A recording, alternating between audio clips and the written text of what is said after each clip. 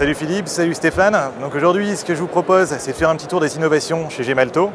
Donc ce qu'on va voir dans l'ordre, on va commencer par Mobile TV, on va aller voir un peu ce qu'on fait au niveau du contactless, on va voir ce qu'on a comme solution sur les applications mobiles et on finira par les solutions de convergence. Ça vous va? Ok, très bien, on va tout comprendre alors. Et on va tout comprendre, on est parti pour. Ok, on y va. Donc, je vous présente Michel. Bonjour Michel. Bonjour, Ça va enchanté. Michel? Donc Michel est responsable des offres Mobile TV autour de la SIM. Mobile TV, comme on peut le comprendre facilement, c'est la possibilité de regarder la télé en direct sur un terminal portable et mobile, qui peut être un téléphone, mais qui peut être également une télé de poche ou bientôt une console de jeu et déjà pour certains des GPS.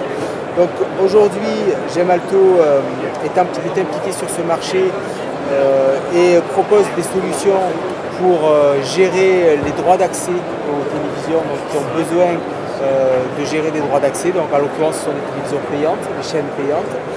Et donc propose une gamme de produits et de solutions basés sur des SIM, mais on verra plus tard donc d'autres facteurs de forme également.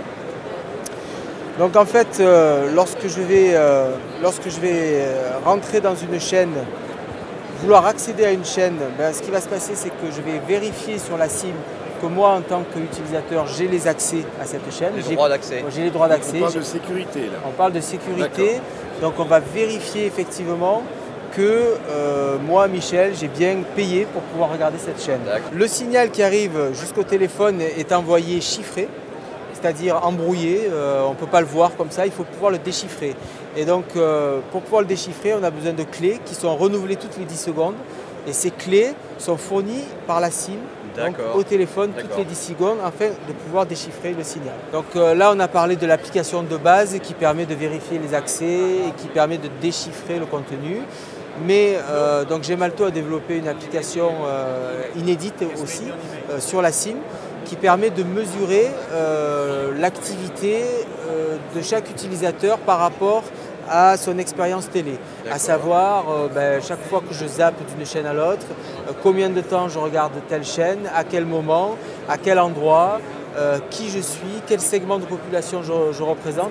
Toutes ces informations, elles vont être stockées dans la SIM en temps réel et remontées à la demande vers un serveur qui va agréger toutes les informations en provenance de tous les utilisateurs et qui va fournir donc soit à l'opérateur télécom, soit à des compagnies d'analyse d'audience comme Médiamétrie par exemple, ou TNS Sofres ou d'autres compagnies Nielsen ailleurs dans le monde, qui vont fournir une information très précieuse sur le comportement des utilisateurs par rapport aux services télé.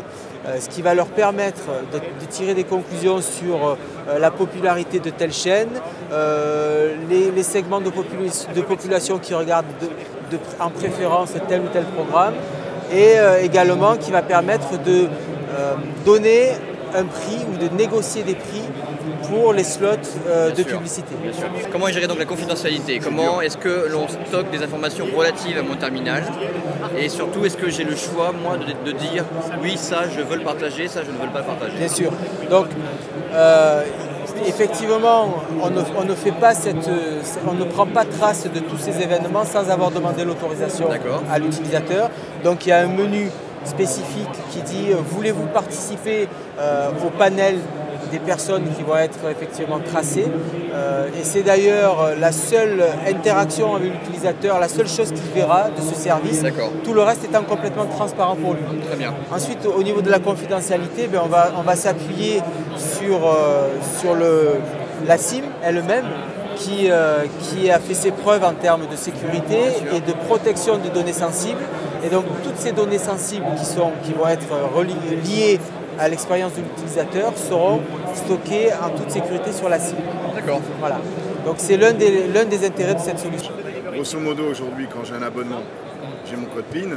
Il n'y a pas besoin, on sait que celui qui utilise le téléphone, c'est forcément le propriétaire de l'abonnement, donc forcément le propriétaire de l'abonnement TV. Donc ça veut bien dire que la technologie de votre puce est dans des parties, des services additionnels. Exactement. Qui sont demandés par des opérateurs, qui vous demandent un petit peu ça. Qui mettent en œuvre une technologie qui est différente. Parce qu'en fait, la télé qui est envoyée par broadcast, elle n'utilise pas le réseau cellulaire de l'opérateur. Elle utilise un réseau d'antennes qui est déployé en parallèle du réseau de l'opérateur. Donc tu faisais référence à l'utilisation du code PIN, mais effectivement, là on est en train de parler d'une relation personnelle entre un utilisateur et son opérateur qui l'identifie. C'est donc ça. Dans le broadcast, le problème c'est qu'on ne sait pas qui va recevoir. L'opérateur n'intervient pas. Le principe du broadcast c'est d'arroser tout le monde et c'est au niveau du récepteur qu'on doit bien vérifier la légitimité de tel ou tel utilisateur, comme c'est le cas en Pay TV d'ailleurs. Au lieu d'avoir une set-top box et une carte à puce d'un format un peu différent, ici la set-top box c'est le téléphone et la carte à puce c'est la SIM.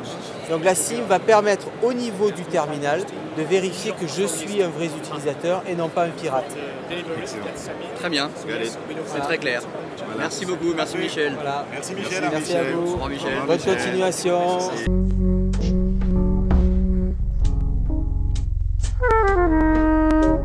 Merci.